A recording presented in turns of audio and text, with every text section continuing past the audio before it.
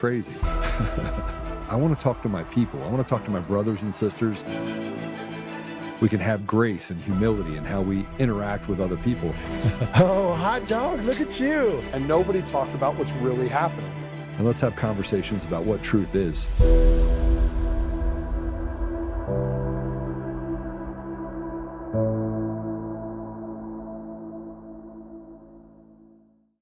Here in Times Square, a ball drop is planned to celebrate America's 250th birthday. But thanks to Mayor Mamdani's emergency order denying permits during the World Cup, the public isn't invited to attend. Say what? So our famous communist won't allow people to come up and see and celebrate 250th years for the U.S. He needs to go.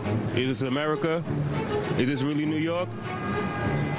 Where we at? I think that's really sad. Yeah, I think that's very silly. Oh. You'd imagine it should be allowed. It's something we're celebrating, right? So it's supposed to be open for people to come in. New Year's Eve, everybody's out here allowed to be here, so why can't it be then? We have to, live our lives. Can't be afraid. I should probably articulate that I'm a Canadian. That would never happen in Canada. The public should be allowed to go. I think that should be something that everybody should be included on. I mean, that's a big milestone in our nation's history. Kind of frustrating because I was kind of excited to come down here for that. But, I'm not buying a ticket. It's ridiculous. Absurd. Get out of here. Hi, everyone. Happy Friday. Patrick in the chair today. Joe is at the Republican Assembly down in Pueblo doing what Joe does, which is kicking ass and taking names. And yeah, how about that cold open? How about the news that on America's 250th birthday, people can't gather in New York City because Mayor Zohran Mamdani signed an emergency order because of the World Cup that's going on around the same time in the tri-state area. And that's the thing, though, like Manhattan, where Times Square is, there are no venues for the World Cup. I don't believe the World Cup is being played in any New York City five-borough stadium area. I'm just going through it in my head real quick right now. I don't believe they are. So what's the point of doing this? What's the point of shutting down a celebration on the 250th anniversary of America? Well, I'll tell you what it is. It's part of the manufactured chaos and the controlled collapse of America, right? That the New York City police basically can handle anything. And the majority of New Yorkers go along to get along for something like that, right? So it's not about the question of the manpower or delegating resources. It's about the will of wanting to hold the celebration, which obviously Mamdani has no will to do. He doesn't want that because of his open disdain for Americans, his open disdain for white Christian Americans, which is well documented, his wife's disdain for white people as well, right? Right? Quite honestly, the dude's never said anything positive about America. Have you ever heard anything positive out of his mouth about America? The answer is no. The answer's always been America's racist. We need to fix this with equity. This country has oppressed minority people for way too long. So that piece of shit is now in charge in New York City, stolen elections, and now he's showing his utter disdain for America by refusing to allow everyday New Yorkers and Americans and even immigrants that have come to America to celebrate the founding of this country 250 years later. Purposely being done to withhold patriotism, right? Communist playbook. We remove religion, remove the pride of nationalism, right? And basically supplant it with statism, right? You're gonna remove the nationalistic pride. So you take away the celebrations that unify Americans under basically American culture, which is, everyone knows America, July 4th. July 4th is a national holiday, baby. Probably my second favorite, third favorite holiday if I go through my list, right? It's freedom. And that's the thing. A lot of people don't understand what freedom is because they take it for granted every day.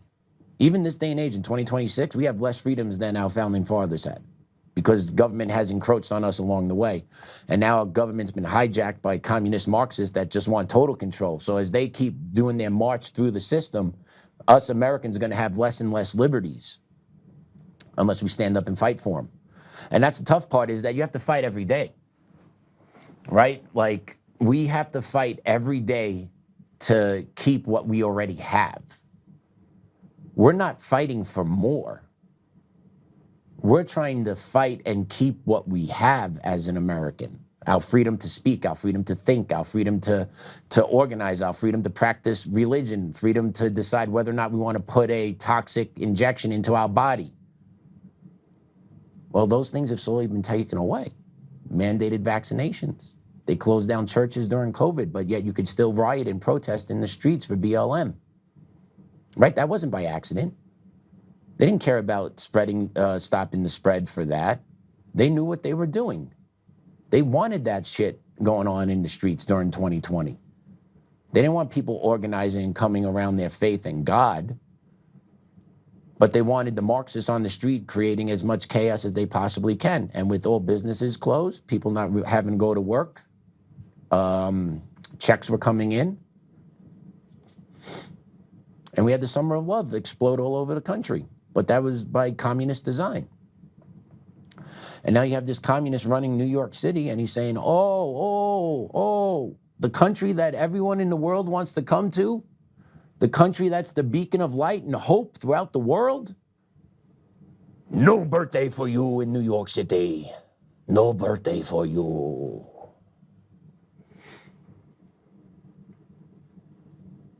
No birthday. We will not celebrate the oppressive, racist nation of America. And it's perfectly being done because they want to take that love of the country away from people, step by step, inch by inch. 250 years is a milestone.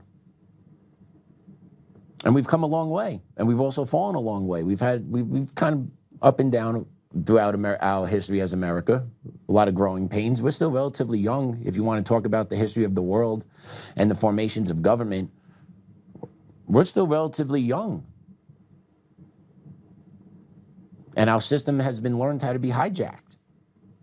Our own laws used against us by radical leftist attorneys that beat and claw and fight to take away from us and give to others in this country.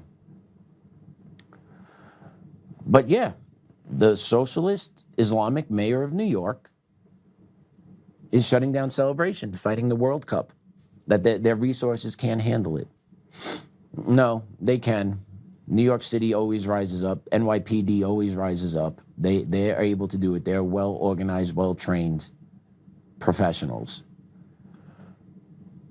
But no birthday party for America on July 4th. All by design. I wonder if they're shutting down the fireworks displays too. I gotta look into that, if they're actually shutting down the fireworks displays on the rivers that Macy's puts on. Because, you know, you can't have it. You can't have people loving this country. No. We all know how toxic that is. We know how awful that is if you love this country, right? I say it every time. I lost my job because I love this country, right? So, like, we know how toxic it can be to people to hear that you love the country and why this country is great, because what it immediately does is just destroys their complete narrative on their side. And because the left, all they are is a bunch of hypocrites that create this manufactured chaos that lead to this division that's leading to the collapse of our society. That's what they are. They're hypocrites. And to show you how much of a hypocrite they are, take a look at this post that's out there. This post was put out by John D. Macari. He's a podcast host in New York City. Take a look at this. We're talking about Mamdani today. Well, New York City's Department of Racial Equity and Justice has an anti-white agenda. Oh, no way. No way. Equity means anti-white? No. Uploads. Okay. According to the fiscal year 2025 New York City Council report. Okay, so this is government documents, right? This isn't about how he feels, not like, oh, wishy-washy this, right? These are government data from New York City. Okay? New York City Department of Corrections is 62.79% black. But the New York City population is only 21.93% black. Blacks are overly represented in New York City Department of Corrections. So what that means is there's a lot of correction officers that happen to be black. Whites are 8.5% of the Department of Correction officers, but make up 33% of New York City's population. So an obvious question is, will there be an effort at Racial Justice New York to correct this with the goal of achieving equity? Right? Because like your population presented should be your population in the workforce, because that's what they all say about equity, right? So if you have 25% of so-and-so in your population, you need to have 25% of that people in leadership positions, right? So that's kind of just basically how they move through DEI and race-based hiring, by basically setting quotas based on the population. Because what that is in education, in a lot of other fields, predominantly there's white men and white women that are in charge. And they're saying, no, we're not going to do it that way. And because these white men and women are in charge, it's not because they're white, it's because they actually had the merits and the education and the knowledge and the history and all that, right? They worked their way to a certain point and then got a position. What DEI does is it eliminates the meritocracy and just plugs people in based on race to achieve quotas. That's all it does. So what's being called out here is the lack of equity. If 8.5% of your officers are white, but 33% of your population in the city is white, how come it's not equal the way you're telling everyone it's supposed to be equal? That's why there's pushes in other different branches of the New York City hierarchy to balance out what it actually looks like demographically in these leadership tables. And I'll get into that a little bit later, because why does it matter what color the person is that's in charge? If you want diversity, does that mean all white people think the same, which means then all black people think the same, which then means all Spanish people think the same, all Asian people think the same? Because that's what you mean when you do this with equity and you talk about stacking the deck with people, with percentages of people of color in charge. You're adding diversity of what? Skin color? What does that mean? Skin color means nothing. What actually means of the crux of a person is what's inside of a person, their heart and their mind. And God, and we all know God has created each one of us individually. That gives us the ability to think freely, be a critical thinker, and choose and find our moral compass as a human being. Right? So each person, regardless of skin, has those characteristics. So when you talk about diversity, we need this percentage of black people in charge, this percentage of Hispanic people in charge. What does that mean? Honestly, what does that mean? Does that mean we just need 30% black people here? Why? 30% of black people are here. 30% of brown people are here. Does that mean all black people think the same? All brown people think the same? All white people think the same? So then you get to like hash it out? Because that's what these DEI equity retards believe. So yeah, can we go back to that post? Thanks, Damon. Sorry, man. Sorry about that. So to correct this with the goal of achieving equity, the answer is no. New York City has an entire racial equity apparatus, including the New York City Mayor's Office of Equity and Racial Justice, tracking disparities across agencies. But here's the reality.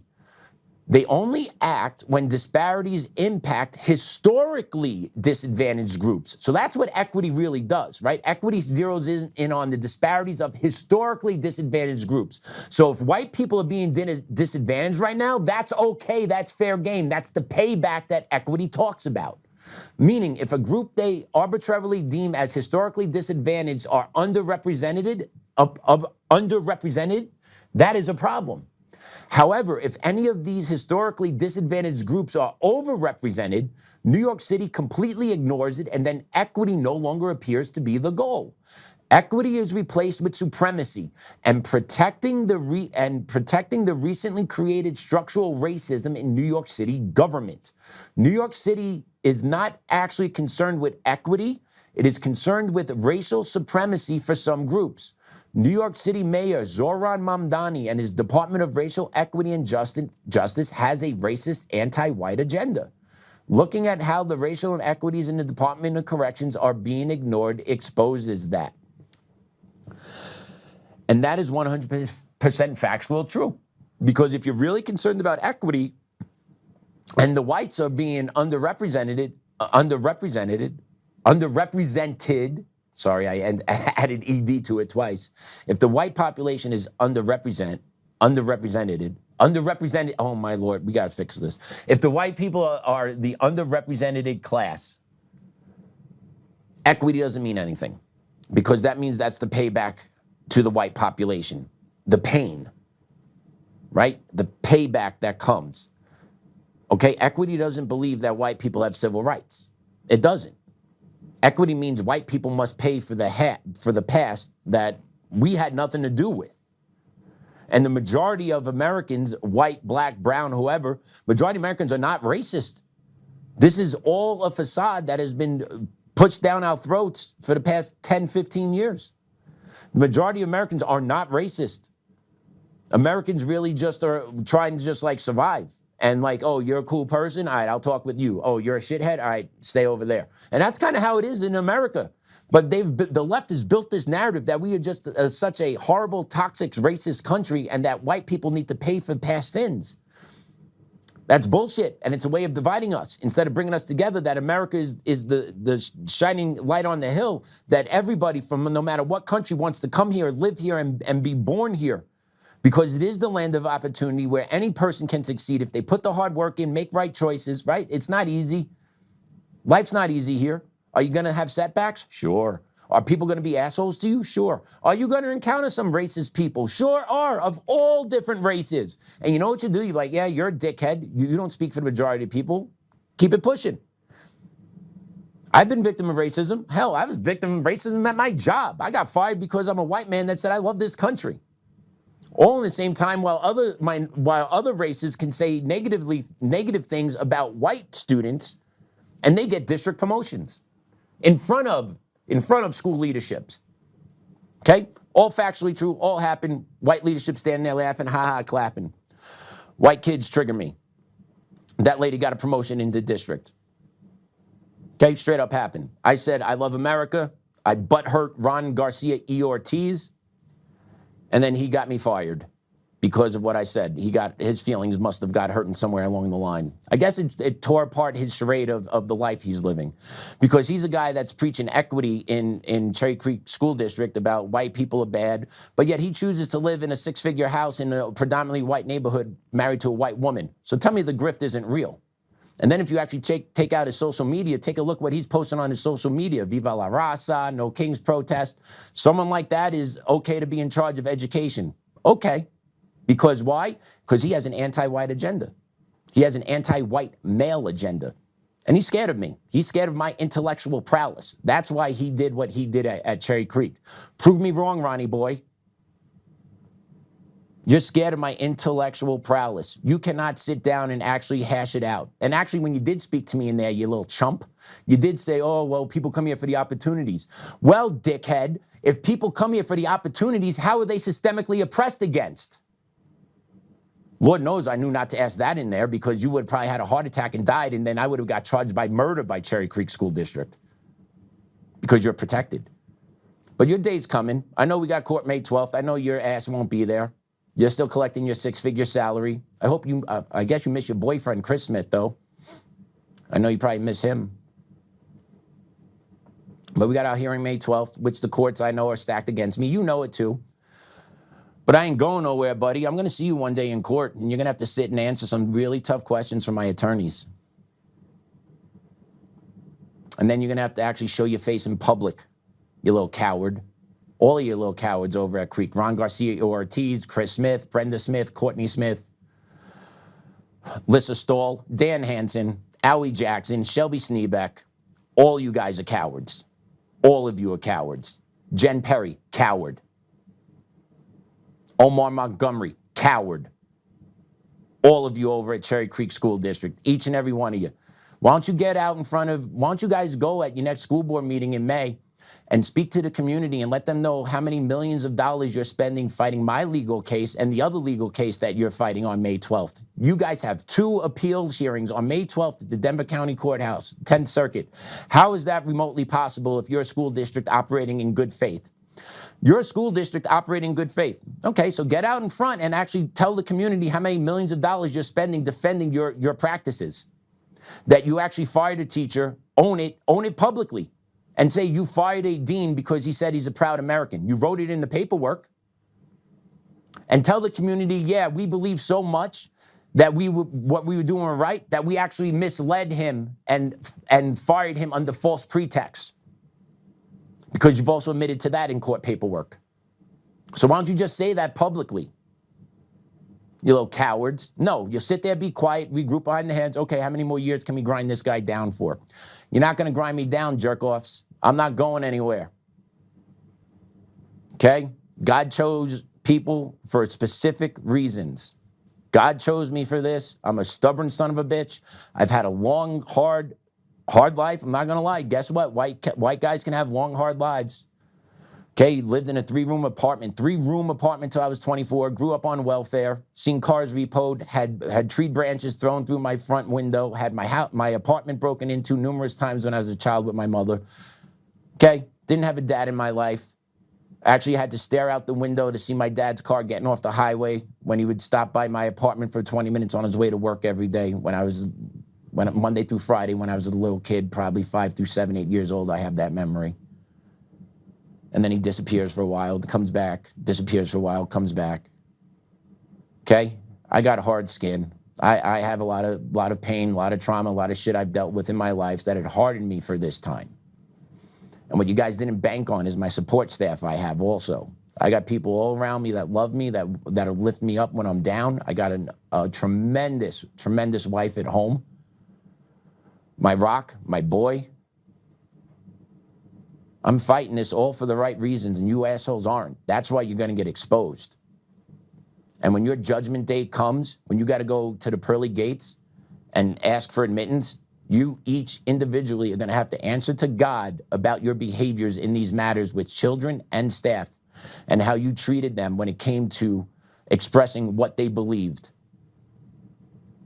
And by the way, this wasn't done free willingly. I wasn't walking around saying I love America, right? God forbid you say that in a public school that takes taxpayers' money. I didn't do any of that, right? I was just asked specifically in an intimate setting where I was encouraged to speak my truth. I was asked, how do you identify? And I'm an American that loves this country. Bah! So, Ronnie boy, we're coming for you. Not going anywhere. Qualified immunity shouldn't stand either. All of you knew you trampled on my civil rights. That's why you lied when you fired me. You all knew it. And then you thought, oh, this guy, he's an idiot. He doesn't know anybody. Well, you messed with the wrong guy. You messed with the wrong guy. That's why there's a DOJ civil rights complaint sitting on the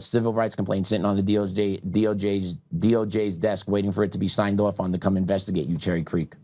Because you're dirty. You know it and I know it. The left is dirty because they're hypocrites and they're liars. All those that preach equity live in six-figure houses in predominantly white majority neighborhoods. If they really believed in equity, why aren't they living in the other part of towns? It's just as good, isn't it? Yeah, you can't answer that question, Ronnie boy. We're coming, though. We're coming. I got patience, brother. I'm learning patience. I know I'm right. We all know we're right. Even leftist people that I talk to, like, yo, you can't get fired for that. I know I can't, but they did it. And they lie about it too, which makes it worse. But then you got the court system that's in your back pocket. Every judge that is taking a look at my case going forward right now is going to be a radical left judge. I'm going to have 5 judges look at my case. I have 5 radical left judges looking at my case. Right? Magistrate Judge Scott T. Valholic, absolute chump. Regina Rodriguez, a complete moron, who has openly disdain for Americans. Open disdain when you read her opinion, what she writes about me and what I should have acknowledged. Okay? And then I got the 3 hardest left liberal judges on the 10th Circuit randomly selected to my case. Yeah, 0.45%. 0.45% to pull this draw. I pulled this draw because wherever this automated assignment came from is like, woo, we can't allow this to happen. This is the slam dunk of them all. We can't allow this through. We got to give it the hardest resistance possible. So here we go. Bink, bink, bink. All 3 radical hard leftists, 3 out of 7 judges, all magically on my one panel with the slam dunk teabag case with America First Legal as my law group. Yeah, totally random. Yeah, the left's dirty. Colorado's a captured state, and you got to chip away at it one bit at a time. The federal government needs to start doing its work. Okay, the federal legislatures, right, Congress, you guys really need to start doing work about combating DEI and these corrupt federal judges across this nation. Because if you don't do anything, they're just going to take another 5-10 years and they'll capture another 30% of the courts that left. And there's going to be nowhere for people to go to rectify wrongs. Like, it's absurd. The courts are supposed to be there to rectify wrongs regardless of political allegiance, right? But the courts don't do that anymore. What the courts do, especially if you're in the left, they place ideology over actual law. And that's how they rule. That's why we have so many offenders reoffending and innocent people being killed by violent criminals, because judges overlook and circumnavigate to what they see fit, because they actually never sit at the back end of the repercussions of the decisions they make, because they live in the haves part of society where they have security detail, security at their house. They don't have to go shopping. They have their slaves that work for them. They get their car service to work. They get their security detail that travels with them. They're untouchable. So it doesn't matter the rulings they make, because they never get affected by it. And our leaders do nothing about it. And then you get this dirtbag in New York City talking about equity, and then when you see an actual inequity against white people, it gets unaddressed because they're not a group that has been constantly disserviced, apparently.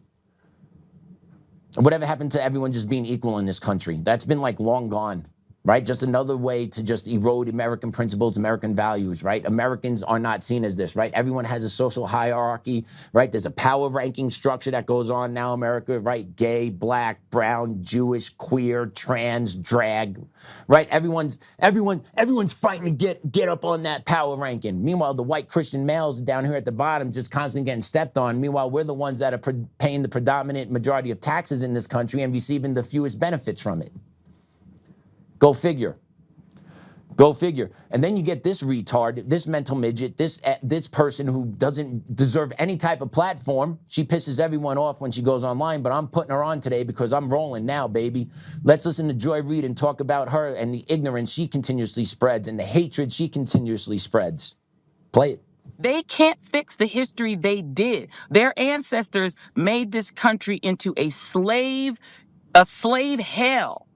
But they can clean it up now because they got the Smithsonian. They can get rid of all the slavery stuff. They got PragerU. They can lie about the history to the children. They can't originally invent anything more than they ever were able to invent good music. We black folk gave y'all country music, hip hop, R&B, jazz, rock and roll. They couldn't even invent that, but they have to call a white man the king, because they couldn't make rock and roll. So they have to stamp the king on a man whose main song was stolen from an overweight black woman.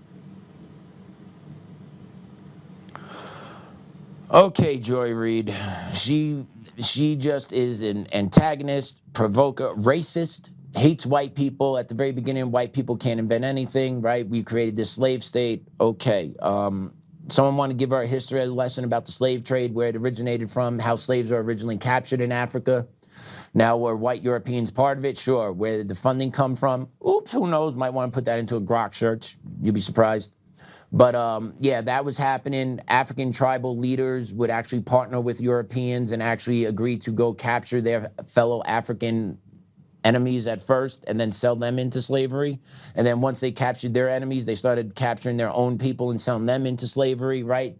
So every group was part of this. That's how the world worked. And back in the day, everyone enslaved each other. You either a slave or you were enslaved. That's how it worked. And it took the Enlightenment. It took the English Reformation. It took the Protestant Reformation. It took the Scientific Revolution. It took the English Civil War. It took the French Revolution. It took the American Revolution, right? All those things to build to where we are today. All by who? What groups have pushed this? The idea of people being treated equally. Where did that come out of? Anyone care to tell me? Europe. White Europeans. That's where these ideas came from. And if you want to talk about that whites don't invent anything, we couldn't do this, we couldn't do that. Okay, quick list of about 8 or 9 things white people invented over the course of history. Ready for this? The printing press, Johann Gutenberg in Germany in the 1400s. The ability to have movable type to mass produce books to increase education. Not an important invention, that didn't exist. You know, everything always just existed on your phone, Joy, while you're sipping your Starbucks, you bitch. Then you had the light bulb where you could work in the dark, and then it actually allowed factories to be open overnight. And yeah, I know child labor, right? That's part of our growth, the industrialization of America, right? But that's an important component of American history. Indoor lighting. That's the achievement of a functioning society, that you got indoor lighting and you flush your toilet and you don't got to go outside to take a shit at 2 in the morning or a piss. But I think we should let Joy go do that. She might feel more at home anyway. You got the telephone, Alexander Graham Bell. Started with the telephone, now we're at the cell phone, which gets everything. Cell phone, you get your messages, your emails, get on the internet, right? All that concept came from Alexander Graham Bell. Who was that? Oops, white male. You got the airplane. I'm sure she flies on private jets. I'm sure you don't want to thank the you fly on private jets, you stupid fucking bitch. You don't want to thank Wilbur and Orville Wright? Give me a break. You got the steam engine. You had the seatbelt, the assembly line. But yeah, white people don't invent anything. And we create a massive oppressive slave state where she's worth millions of dollars and can sip her on her Starbucks, fly on her private jet, play on her cell phone, sit on a podcast and talk shit about white people in the most oppressive society in the world. Joy Reid, right? This is all by design. And there are people out there that believe some of this stuff, right? The mentally ill, the 10% in this country that are mentally ill that have somehow hijacked the microphone of the Democratic Party. Where the Democratic Party is nothing what it used to look like, or maybe it is and they're just completely exposed, but either way, that Democratic Party is a complete shit show and a lost cause. They have no agenda to make America better. Only thing they can say is white people are racist, Trump has to go, and we're going to put him in jail and we're going to arrest ICE agents when we're back in power. That's their agenda when they come back into power. They'll impeach Trump, tie that shit up for 2 years, right? And then if they win the presidency, what are you going to do? What's their platform? They don't say anything publicly because we know how shitty their platform is. So they run on, I hate Republicans and America's racist. And then you get the 10% morons that are like, whoa, get their rocks off on it. And yeah, it's all going to happen here in America. It's all coming this way. It's all coming this way. So what's going on with white males in America today? What's going on with white Christian males in America today? Why do they constantly seem to be the punching bag? Well, this woman is posing a question. She's asking, what's going on with white males today? Listen to this. Someone answer this question. What is going on with emerging adult white males between the ages of, say, 18 and 25 to 30?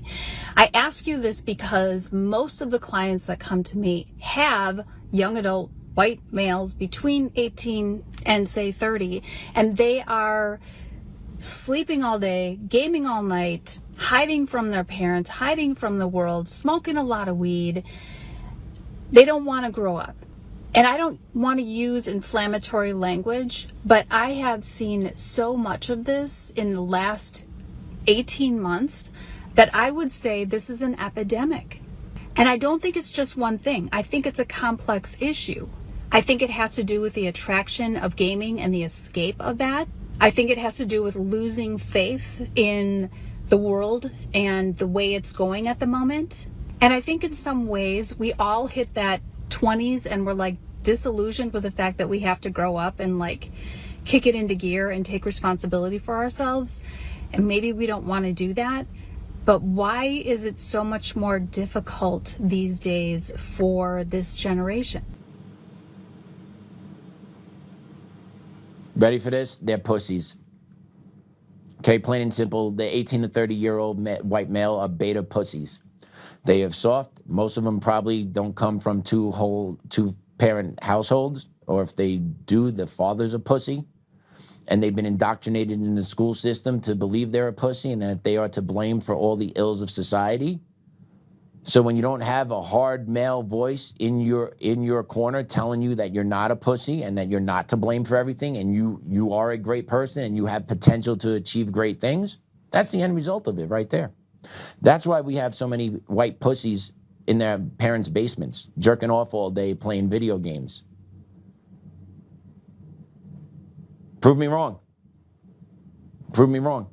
They don't want to go on the outside. Yeah, the sun hurts my skin. The light in my eyes. Oh, I might see a girl outside. Yeah, but they can't talk to a girl because they have no balls. Because we have a whole generation of 18 to 30-year-olds that are just pussies. They're soft. because their parents raised them that way, and then the school district finished them off. That's why you see this big epidemic, playing video games, smoking weed, right? Because no one's making them do anything. If you're 18 and 30 years old and your ass is in the house all day, why? Are your parents throwing your ass out saying, go get a job? Breaking your video game system? Cutting off your funds? No. The parents are to blame. You're enabling the behavior. Right? The softness. Oh, well, we don't want to push Johnny. The world, it's tough out there. No shit, the world's tough out there. You got to harden up. Because what's going to happen is these pussies, they're going to keep growing by generation. And then also what you're going to have is they're never going to become men. They're never going to understand what it's like to raise a family because they get addicted to online porn. And they don't date women. They rather check into OnlyFans, spend $100 a week, get their rocks off, play video games, and call it a day. That's what they do. Right? Very few, I guarantee very few 18 to 30-year-olds are out there working full-time jobs, buckling it up, not bitching about it, and then going out and not crying about it at night, right? Going out, meeting people, living life. Right? But you get a majority of these 18, 30-year-olds sitting at home whacking it all day because they're soft. They've never had to grow up. No one's forced them to grow up. There's been no strong male presence in their life because the male presence has purposely been removed from society over time. That toxic masculinity.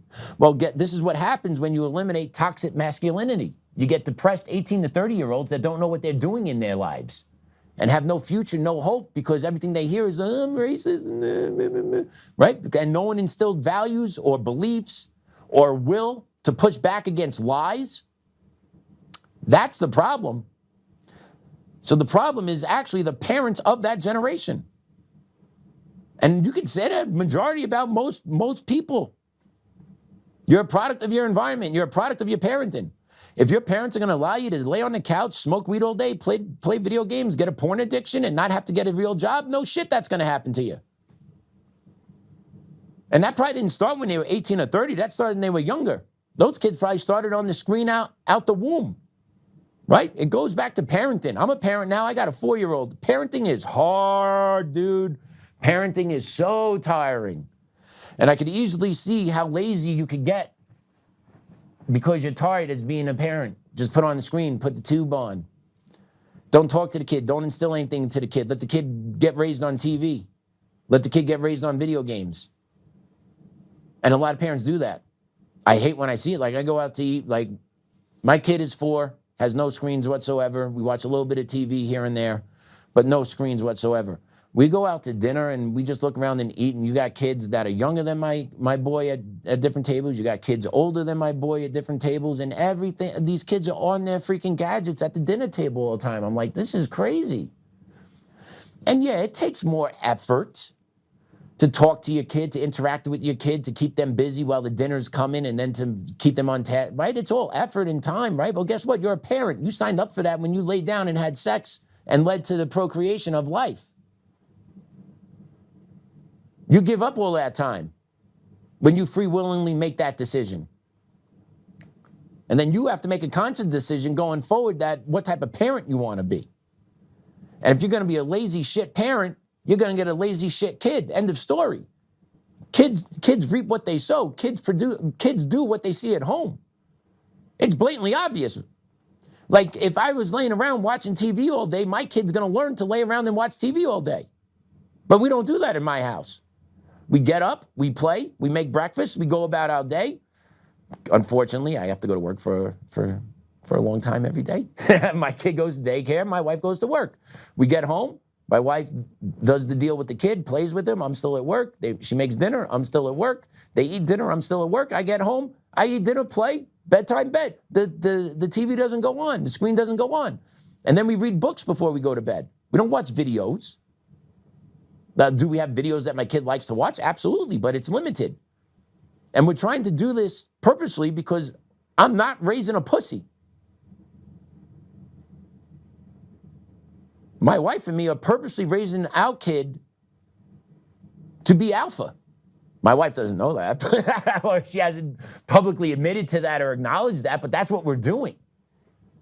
Now, does he whine and complain still and do shit we don't like because he's for it? Yeah, but we're working on correcting all this.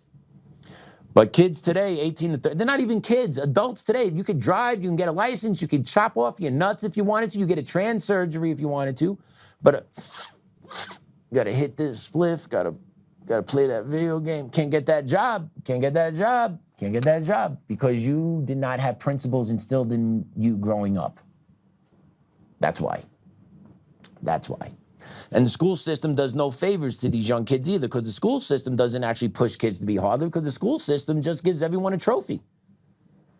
School system doesn't hold kids accountable. Everyone gets a trophy. Everyone's feelings are important. Everyone's feelings need to be validated. But when you get to the real world, no one gives a shit about your feelings. The real feelings, yeah, okay. Yeah, I don't care. Real world doesn't give a shit about your feelings, because the real world is looking to drive an agenda down your throat, and you got to stand up against that agenda. So take a look at what the schools are doing, right? We cover it, and the schools are in my wheelhouse. You know, I hate seeing what's going on in the schools, and it's crazy how pervasive it is and how widespread it is. But take a look at Tate Public Schools in Massachusetts is holding a day of silence today to recognize the oppression that LGBTQ face.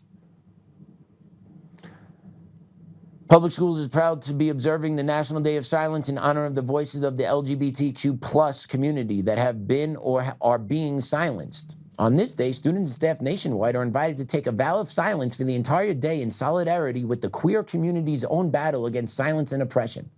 Taking a vow of silence can bring awareness and attention to bullying in and outside of schools, discrimination, and the rising anti-LGBTQ plus hatred in the world. Keep that up for a second. This shit is crazy. This is communist propaganda 101. If you take a look at the verbiage of this, they are shoving communism down your throat. Okay, in solidarity with the queer community. Okay, these kids are middle school kids. And do you know what happens at a day of silence? Because I've worked at schools that have days of silence. It is insane what happens. You have teachers that willfully take part in this. So you know what that means for an entire day? A teacher chooses to be silent in front of their kids during the school day. What do you think happens, or what type of learning environment that creates in a school, in a classroom, where teacher or teachers are choosing to stay silent? And notice how they don't specifically say what discrimination these groups are facing. What discrimination? Making sure girls go to girls' restrooms and boys go to boys' restrooms, taking sex books out of public schools. What exactly are they talking about, right? But they use this type of language to incite people, to mislead people, to propagandize people. And they're doing it to the young kids. And then guess what happens at the day of silence? Let me ask you this. Do you think this school contacted every child's household that says, I'm going to partake in this today? No, I doubt it. Because you know what happens? The kids go in. At least in the schools I worked at, kids go in, sign up, boom. They get an index card that they get to wear as a lanyard around there that says, I am participating in the day of silence. I will not be speaking today. And they walk around with that index card around their neck. And then some students take it a bit further and they choose to put tape over their mouths for the full day. That's what goes on in schools during the day of silence. So what type of learning environment does that create? None. But what does it do? Creates social justice warriors. Creates, once again, the illusion that this group of people are being specifically targeted and discriminated against in this country because people are standing up for their own individual rights and standing up for their daughter's rights, not to be invaded in her space of a bathroom or have herself touched while in a wrestling match. And then I guarantee those kids that sign up to do that, their parents aren't notified. So the parents are left in the dark that my kid is protesting all day at school, walking around being quiet, supposedly. Right? None of that, none of this should be allowed in the schools. So activism should be taken out of the public schools. Public school is not for activism. Public school is supposed to be for a place of education. But what it is now is a place for activism and social justice, with education, moving down the totem pole of priorities in the school system. And then here you go with another one. Take a look at Alice Deal Middle School in D.C. This school is supposedly filled with DEI and transgender propaganda. Their goal is to create a school-wide culture where diversity is demanded while promoting genital mutilation flags wave high. They want to indoctrinate your children. And that stuff is all over the place in the majority of public schools in blue cities and blue states all over this country. Completely ignoring the EO, no enforcement behind the EO from President Trump, no push coming down from our federal leaders in the legislature to ban this crap in public schools. Right? So it's just allowing the chaos to go. It allows the divide to go. Just look at that. Deal pride. You matter. Diversity is demanded. Diversity, diversity, diversity. How come no one talks about the most important diversity, which is diversity of thought? Because that's how we got where we got in America today. That's how we've gotten to where we've gotten as a society and as a world society today. Diversity of thought. Allowing different ideas and different perspectives. Because when you allow different ideas and different perspectives, eventually the best ideas and the best perspectives win in a free, open society. You don't need people coming in and then shoving this down your throat and then firing people that stand up against this stuff, or firing people that say America is great.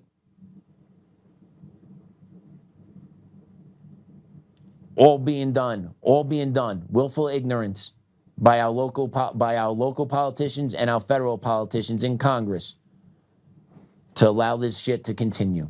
Because they know why? Because the money's in the problem, but the money's not in the solution. So you want these problems to continuously happen, because then get the people all riled up. I stay back here, get my check. Oh, you got an NGO you're swarming? All right, I'm going to send my brother your way. All right, got that NGO hookup for my brother. All while us down here on the regular folks, all our lives get turned up into the trash. My life's been in the trash for 2 years because I've lost a lot of money, pension, mental health issues, and the court system just treats me like shit because I'm a white guy claiming discrimination. Civil rights? No. No civil rights for you. No civil rights for you. And you also have politicians that talk about safety of schools. Schools are a hot button topic for safety issues, right? Because unfortunately, when you bring thousands of people together in a specific area, things happen. That's why when you go to ball games, you have security. When you go to airport, you go to security. When you go to the courthouse, there's security. Right? There's security in place for things like this. Well, schools aren't supposed to have security. Schools are supposed to be soft targets. But yet people talk about that there's all these shootings that take place at schools. Now, am I saying that hardening the schools will prevent all the shootings? No. But will it stop a decent amount? Damn right it will. I'm a former dean. I know how this shit works. Will it stop gang fights on school property? Yes, it will. Will it stop weapons being brought to school? Yes, it will. But listen to this Democratic senator, this Texas Democratic U.S. Senator nominee, James Talarico, talk about police presence in schools. So, obviously we're all concerned about school safety and recent school shootings. And that concern in some ways has been channeled unproductively toward militarizing schools and toward kind of leaning into a culture of violence and adding more law enforcement officials into campuses. And so our bill would mandate that for every one law enforcement official a school district places into a school, you have to have 4 mental health care professionals, whether that's a counselor or a social worker or a clinical psychologist. Right. The idea is that when students walk through the hallways of their school, they should see far more counselors than they do cops. And that would be I'm sure you remember growing up in school that, did you have a police officer in your school? I don't recall seeing one. Yeah, right. I mean, this hasn't always been an issue. And I have talked to law enforcement officials in my community, and most of them don't want to do this work. They recognize that, you know, to be in a school requires an entirely different skill set. That's right. Just like they wouldn't, as a certified educator, they don't want me roaming the streets, right, in a cruiser, right? Right. You don't want that, and I don't want you in my school doing discipline. So first off, police don't do discipline in schools. Okay, that whole interview is a crock of shit. First off, police don't do discipline in schools. Discipline is handled by teachers and school administrators. Now, if a student is non-compliant, verbally abusive, physically abusive to staff, and is committing a crime, then law enforcement can get contacted.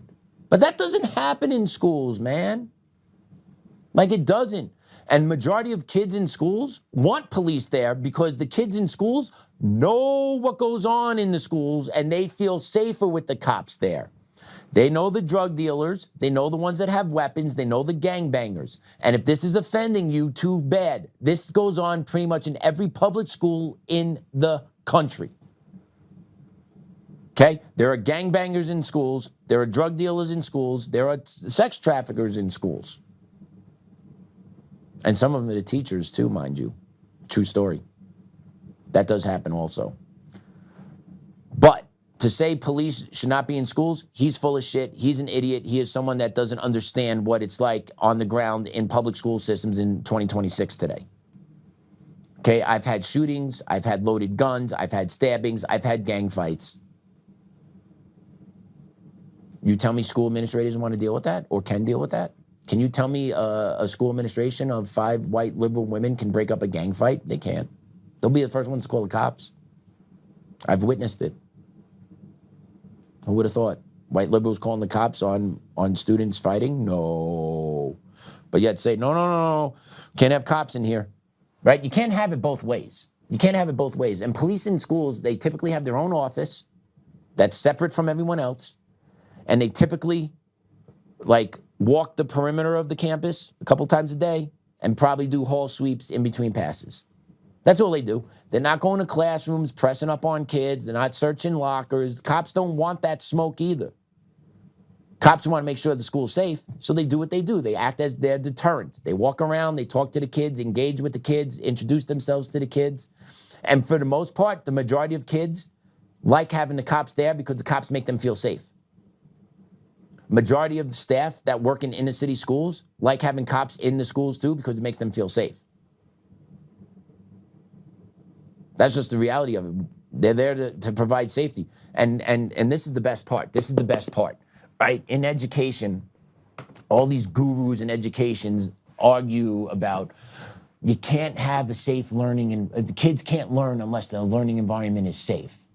Well, here is a way to make the learning environment way more safe. Partner with local law enforcement, have 2 to 4 cops patrolling middle and high school buildings. You don't need to do it at the elementary level so much, I don't believe. But the middle and high school level more frequently, yeah. The drug use happens, the fights happen, the weapons happen. Kids get hurt at that age. But don't say cops can't help. They do nothing but help at the school setting. Okay, but the left builds this false narrative. They blame the cops. It's the anti-police rhetoric. Oh, for every 1 cop you put in the school, I want 4 mental health professionals, right? Just think about the narrative this guy is trying to frame. It's so traumatic to have a cop in your building, you need 4 mental health. Meanwhile, everyone sees cops everywhere. Are they doing much? Probably not, because, you know, where you live, they're kind of told not to do nothing. But they're around, right? You see cop cars driving by, you see cops at games, you see cops in public. Why can't you have a cop at a school? Have a pair of 2 or 4. They're not walking around heavy armor, right? They're just in their regular gear, just checking in on the kids. And the majority of people will be supportive. You know who doesn't like it? The drug dealers at the school, the gangbangers at the school, the ones that are victimizing the kids and teachers. Those are the people that don't want the cops in the schools. And yet the school district actually prefers to listen to those people instead of the majority of the community. The school district listens to the ones that have the stories of, yo, this cop did this to me at school. Yeah, no shit. The cop didn't just press you at school. The cop caught you with weed and you tried running from him. True story where I worked. There was an instance where I worked at Hinckley High School. We had drug dogs in the building one day. They were searching. We found drugs in a kid's backpack. Kid tried running from Aurora PD. Kid got tackled in the hallway, created a whole scene. He started screaming. We had to clear the hallway. The kid had weed, had a scale, had a torch lighter, had tar. He wasn't there to learn, but his mom comes in sure as shit, yelling at us, calling us racist. We targeted her boy. We hit random classrooms, lady, with a drug-sniffing dog, and your kid was carrying this stuff on him in the school, right? So this all happened. She makes a big stink to the superintendent of Aurora Public Schools, and you know what winds up happening after that? Drug searches are pulled from APS because the mom made a big stink about it, but her kid was actually carrying and in possession of narcotics in a public school. But that gets brushed away. All happened. Witnessed it all. I got called a racist. I got accused of targeting.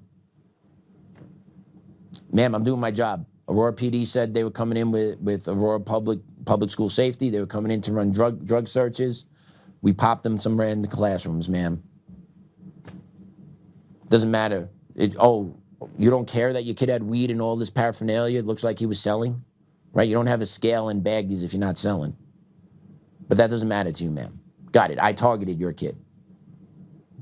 Yeah, that happened.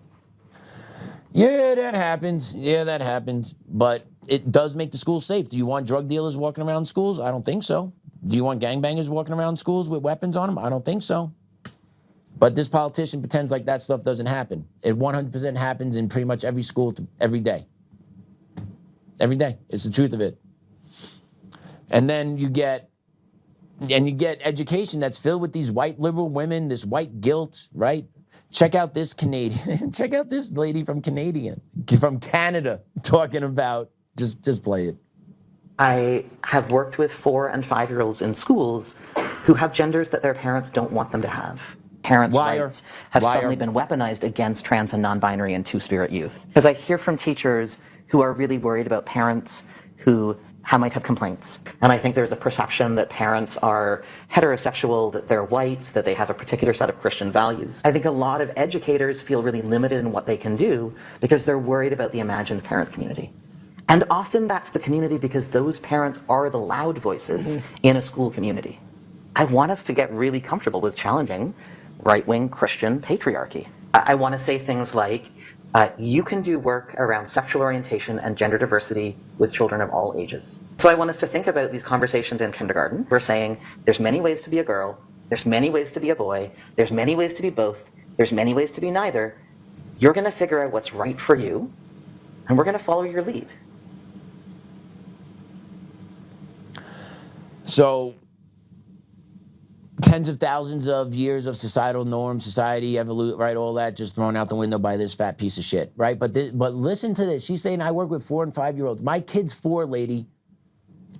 There is nothing about gender identity my kid knows about. Why? Because it's bullshit and we don't talk about it in the house. So the ones that are actually coming up with this shit are the ones being programmed by your sick side on the left that are making these kids mentally handicapped at such a young age because you have mental health issues yourself.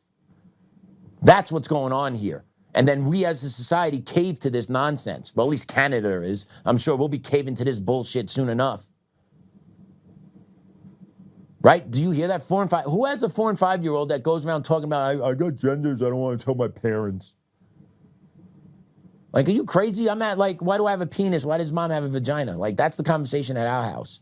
So I don't know what this shit is, but these sick freaks are the ones that are indoctrinating the kids and turning these kids into sexual beings and sexually manipulating these kids at a young age. And they see these kids as that. They don't see these children as children. They see these children as sexual beings. And that's what they're doing here. They're taking their sick, twisted fantasy and projecting it onto the kid. That's all what the left does. Everything they do is projection, projection, projection, projection, projection. I want to examine the Christian male patriarchy. Yeah, well, take a look at it. It's worked pretty well in society for a long-ass time. And basically, the Christian society is the only society where you're allowed to freaking thrive. Try living in a full Jewish society. Let me know how it works for you. Go live in a Muslim society. Let me know how it works for you. But you want to study the Christian patriarchy, the one that actually allows you to have acceptance in their society. Holy shit. And you want to talk about the mental retards that are talking about she's in charge of the mental well-being of our children? Ungats.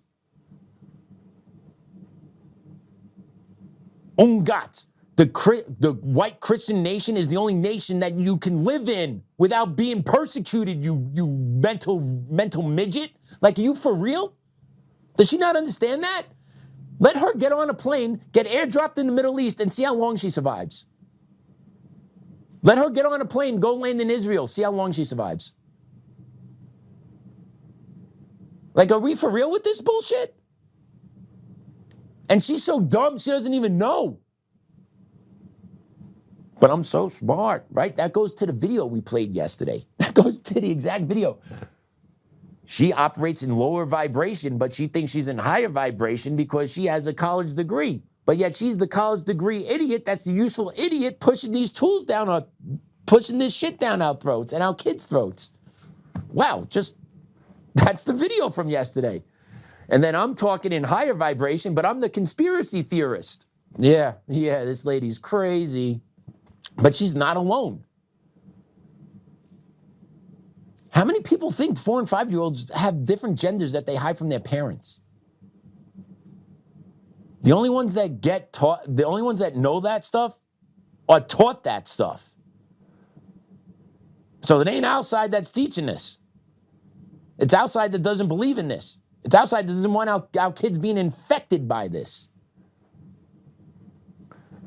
And then here's another good ad for homeschooling. Check out this commercial.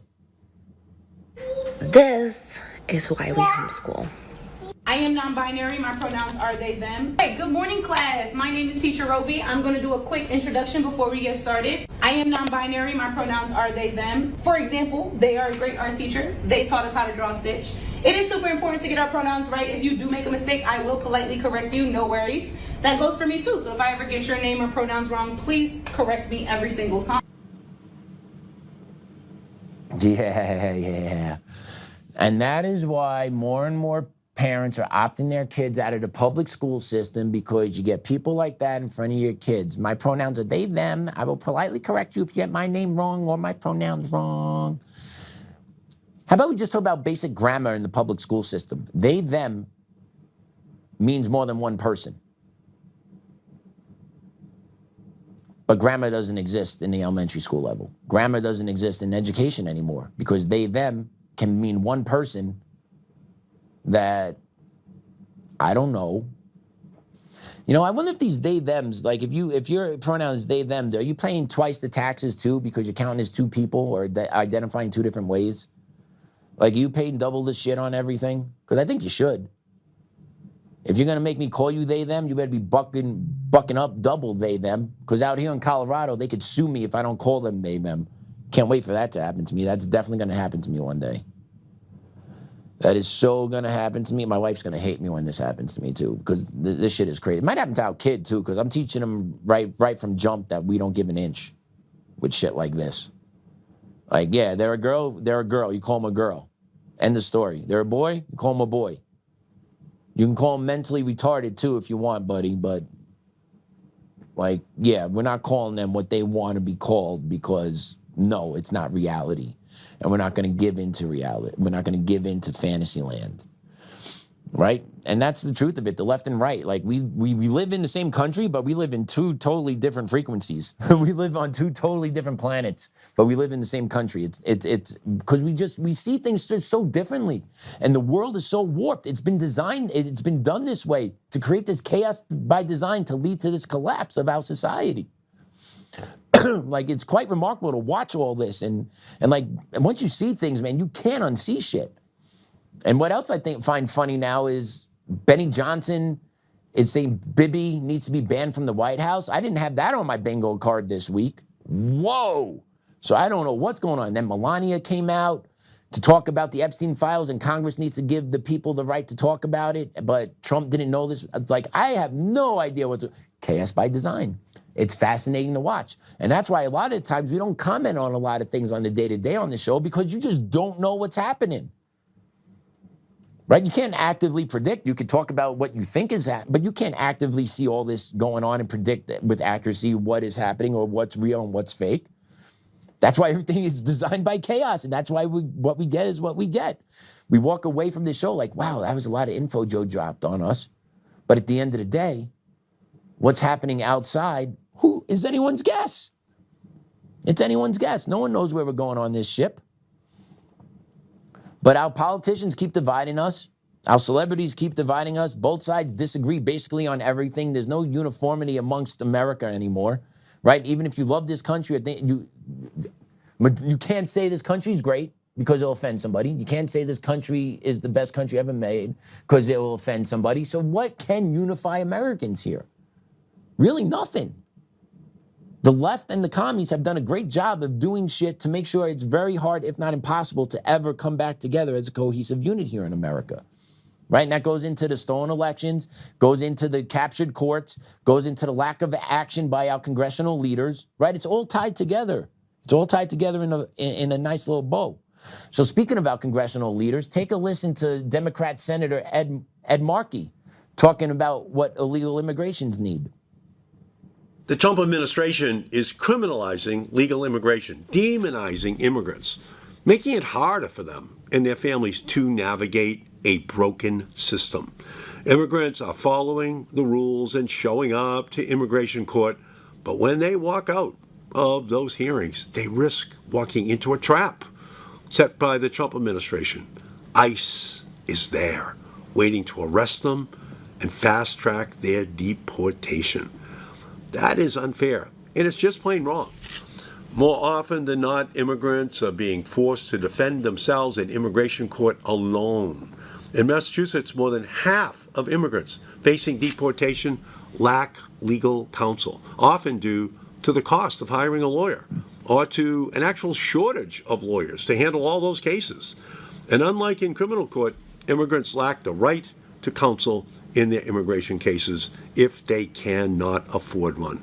There are 5-year-old children sitting in courtrooms by themselves who can't even read and are expected to explain themselves. This is not justice. This is punishment. And that's why I introduced the SHIELD Act to help ensure that immigrants can obtain legal counsel in immigration court, no matter their ability to pay. A lawyer can be the difference between a mother suffering in detention or protecting her children at home. They can be the difference between an asylum seeker returning to danger or gaining relief. Immigrants have a right to live with dignity, to seek a better life for their children, and to have their rights protected. Our nation was built by immigrants, and I will always stand with them. Yeah, this piece of trash. Our nation was built by immigrants. Sure, they came here the right way. They assimilated to our country. They weren't given handouts. They weren't given immigration lawyers when they arrived at Ellis Island. They weren't given a damn thing. They were welcomed in. A lot of them had their names changed because those at Ellis Island didn't understand what they were saying, so they kind of just wrote down whatever, and you had a new family name, and off into America you went. And immigrants were homeless. Immigrants lived in 14, 15 to a small apartment. They pulled together and made it work, right? So yeah, if you want immigrants to do that and not give them a dime from America, sure, go for it, buddy. But no, because the reality is illegal immigration is $1 billion a year industry in America, and no one wants the grift to stop. He's talking about a 5-year-old being forced to defend himself. Yeah, well, why do we care if that parent doesn't care? And I know that sounds heartless and callous, but at the end of the day, that child's parents abandon them. And then what are we going to do? Put them into the system here where they're going to get lost and trafficked? But I can't imagine sending my kid anywhere without me or my mother or my wife going with him, his mother. Just wouldn't imagine. But the most common estimate for illegal immigration per year is around $150 billion here in America. Let me say that again. The cost of illegal immigration here in America is roughly around $150 billion a year. And that is cited, where did we cite that from? That is come from the Federation for American Immigration Reform, FAIR. As of their 2023 report covering data through 2022, the net cost stands at $150.7 billion per year. Can you imagine what good that could do for America if that money was delegated to the American people? If that was just given to people in a form of check or given back to the people in the form of more services, more medical services, better education system? Think about the positive changes that can be made. But it doesn't. Instead, it goes into this cycle of supporting and giving entitlements to illegal immigrants that come here and spit in the face of our law, come into this country illegally, and then expect handouts, and then are given handouts. And then when they don't have enough, claim racism, and then they get more. Because you got the Democratic Party that's playing the game here because they want all these illegal immigrants here in America because they're setting them up to be the next voting bloc. And also it's part of the grift because they get kickbacks from the NGOs that they partner with to actually help these illegal immigrants, all at the expense of the taxpayer, us white Christian males, that I saw a report that for every dollar we put into tax, our return on investment is around 3 cents. Like that's the service we get paid back to us as taxpaying Americans, white Christian males. We put in $1, we get 3 cents on the return. While other groups that put in $1, they get $4, $7, $8 on their return. But we're the evil ones because we're talking about this.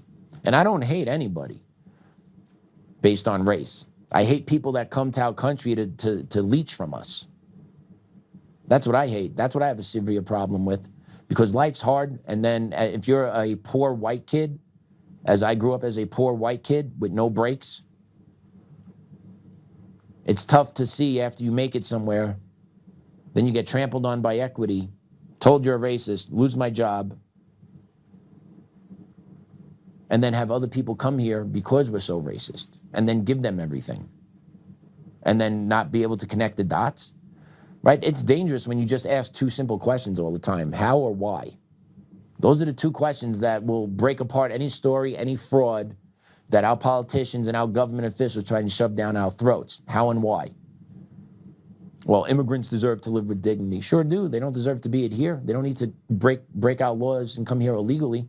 Right? And we covered a story a couple days ago. Mississippi is looking to make illegal immigration a state crime. That's great for them. Why? Because they see the economic damage it does to their state. It costs them about $100 million a year to supplement for illegal immigrants. Medical, education, housing.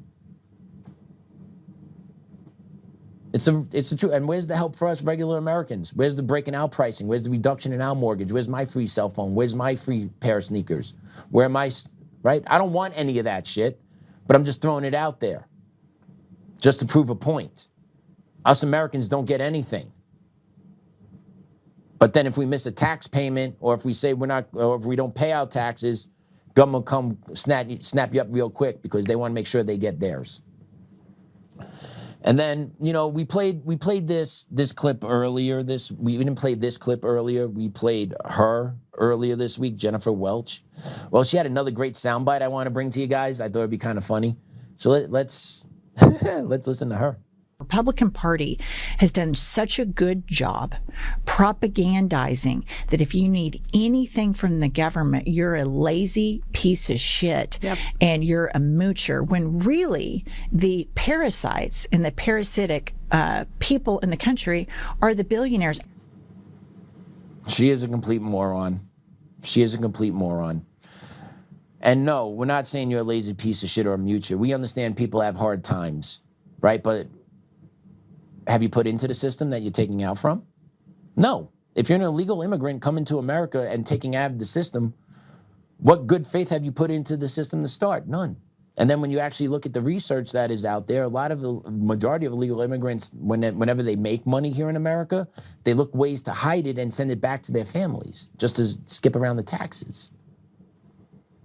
So are they really here for the right things, or are they just really here to be a leech to the American society? And that's what Americans have a problem with. They're tired of the leeches, because we Americans know how hard life is. And we see how regular Americans suffering in the streets, see homelessness, see people begging, see our veterans homeless and begging. Those things can be easily handled by our government if we actually took away entitlements from illegal immigrants and given it to the people that actually deserve it first.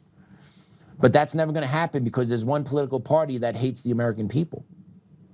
Actually, both parties hate the American people. That's why we're here. The hatefulness for the American people and the disdain for the American people, combined with the willful ignorance of those in charge, is why we're here. And why we keep fighting and discussing these same issues over and over again, because these issues have real simple solutions that no one wants to do. Because when you solve a problem, the grift, the divisiveness, and the money goes away. And then we're just down here as regular Americans screaming at the top of our lungs, this is so simple, fix it, fix the damn thing, then, but they choose not to. Because it doesn't benefit them, it would benefit us. And the moment something is done to benefit us, the American people, got to put that wall up, baby. But take a look at this post that was just recently put out about the refugees coming into America under the Trump administration. Now, I'll give the Trump administration credit on this. This is from Eric Doherty. Nearly 100% of the refugees America has taken in recently have been from South Africa, as white farmers face genocide and land seizures. Awesome.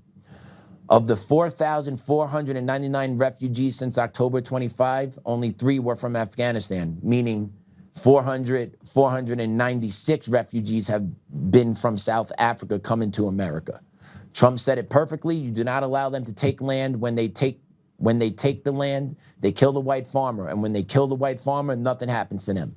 47 is sticking up for what's right. These people assimilate. They're real refugees, and they aren't trying to destroy our culture.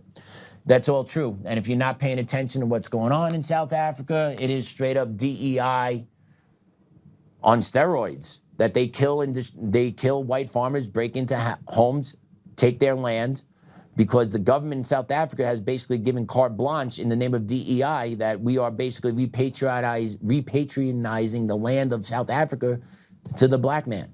So it basically gives full reign to then go torment, kill white farmers in South Africa, that these people actually had to pack up their family and say, I'm getting the hell out of here. That's real refugee status. Not that, oh, I just don't like it here, I want to go someplace else. Right?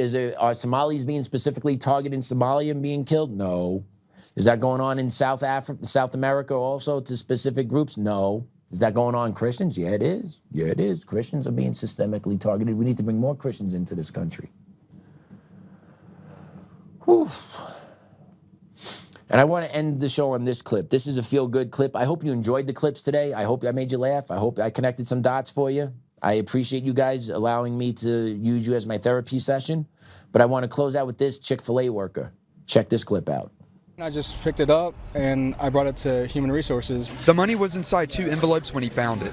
I asked him why he didn't just keep the money for himself. But that's not what Jesus would have done. That's not what God would have wanted. Centron said his faith guides his thought process. Money is useless without character. Kinston Police Chief Keith Goyette said it's amazing that Centron did what he knew was right. A lot of people will unfortunately take that money and run with it, but kudos to that employee at Chick-fil-A. Definitely deserves an award.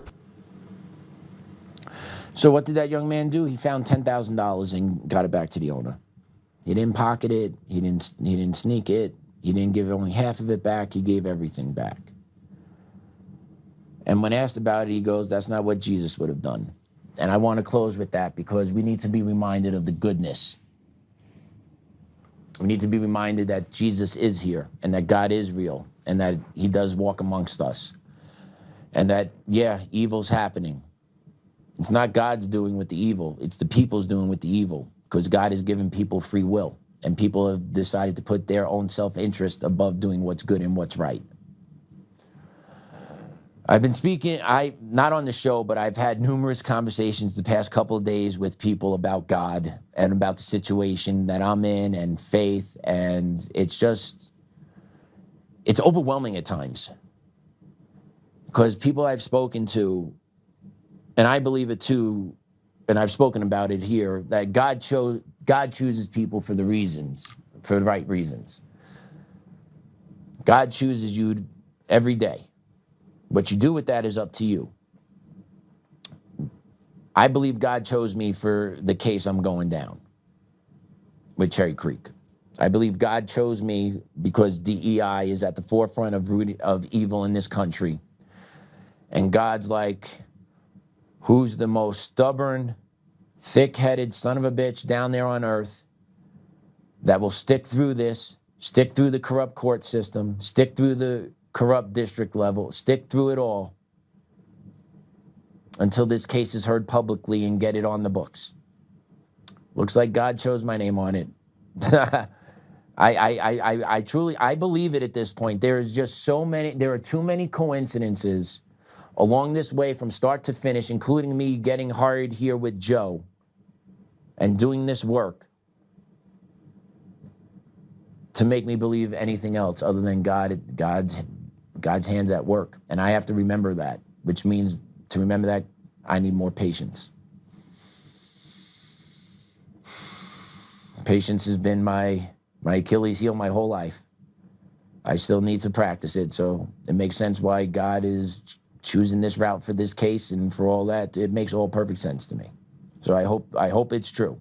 I believe it's true. We're just going to have to wait and see. And with that, let's pray it out. In the name of the Father, Son, Holy Spirit, amen. Dear Lord, thank you for the opportunity today to sit in this chair and speak the message to our Untamed crew. Thank you, Lord, for my beautiful family. Thank you, Lord, for a weekend that's going to be action-packed coming up for our family. It's all good things, nothing bad, just all good things. We appreciate it. It's good to have a little break from the chaos. And I thank you for giving us these opportunities over the next couple of days to just have fun. Just thank you. Thank you, Lord, for America First Legal, because without them, there is no way I would be able to take on this battle. So thank you, Lord, as well, getting them connected with me. Just so many little miracles in this crazy 2.5 years that have been going on, Lord. Just thank you every day. I know I walk around angry and frustrated. I got to work on that. I know. But thank you for the tremendous opportunities you have provided me and the lifelines you have provided my family while we fight this battle for you down here, Lord. Hey, Grandma, Grandpa, Dad, miss you guys. Love you guys. Our Father, who art in heaven, hallowed be thy name. Thy kingdom come, thy will be done, on earth as is in heaven. Give us this day our daily bread, and forgive us our trespasses, as we forgive those who trespass against us. And lead us not into temptation, but deliver us from evil. Amen. In the name of the Father, Son, Holy Spirit. Amen. All right, everyone, have a great weekend. Check out Joe. See what he's up to. He's down in Pueblo. Until Monday, class dismissed.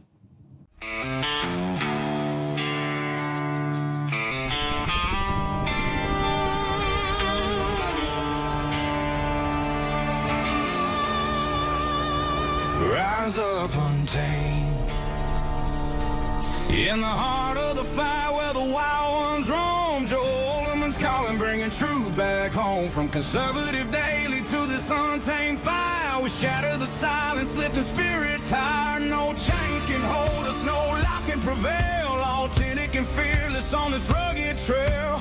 Patriots gather under stars and stripes. Untamed nation, igniting the night. Untamed nation, let the truth roll out in this land of the free. Standing proud from sea to shining sea, we won't back down. Catch the fire, wear the crown. Untamed nation, it's our battle song, motivating hearts where the brave belong. Yeah, untamed and wild, forever strong. Play it again all night long.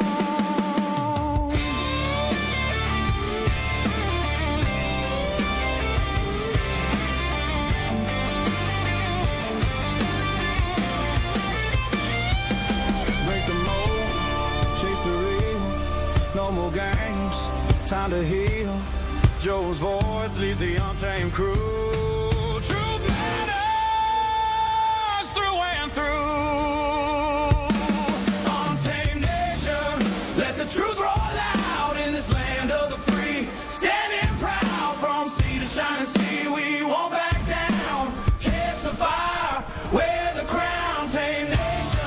It's our battle song, motivating hearts where the brave